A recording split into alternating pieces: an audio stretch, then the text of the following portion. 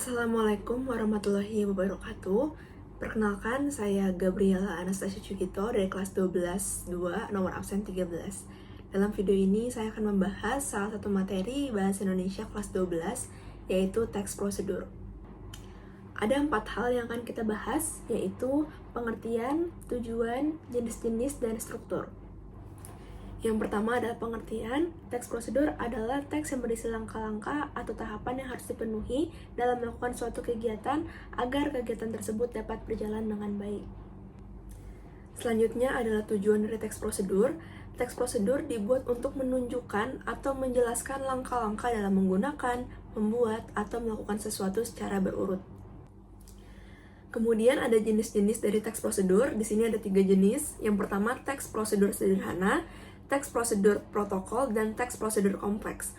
Untuk teks prosedur sederhana adalah teks yang berisi tahapan atau langkah yang sederhana. Biasanya terdiri dari 2-4 langkah. Contoh teksnya itu adalah cara menyalakan televisi. Kemudian teks prosedur protokol ada teks yang berisi tahapan atau langkah kerja yang lebih fleksibel. Artinya urutan langkahnya bisa kita sesuaikan. Contoh teksnya seperti cara membuat mie instan. Kita bisa memilih ingin memasukkan bumbunya terlebih dahulu ke dalam mangkok atau memasukkan bumbunya saat mie sedang dimasak dalam panci. Selanjutnya ada di teks prosedur kompleks, yaitu teks yang berisi tahapan atau langkah yang kompleks. Artinya langkahnya harus ditempuh secara berurut dan juga tahapannya lebih panjang dan rumit. Contohnya adalah cara membuat nasi goreng, di mana memerlukan detail-detail saat melakukannya. Dan yang terakhir, kita akan membahas mengenai struktur teks prosedur.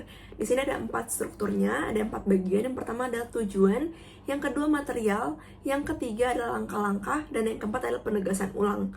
Untuk tujuan itu adalah maksud atau sesuatu yang ingin dituju dari sebuah teks. Dalam teks prosedur, tujuan ini bisa kita lihat dari judulnya. Kemudian ada material itu berisi alat dan bahan yang kita perlukan. Selanjutnya ada langkah-langkah itu berisi rincian petunjuk yang disarankan untuk pembaca. Dan yang terakhir ada penegasan ulang itu berisi simpulan atau manfaat jika prosedur itu dilakukan dengan baik. Baik, sekian pembahasan saya mengenai teks prosedur, semoga bermanfaat. Terima kasih, wassalamualaikum warahmatullahi wabarakatuh.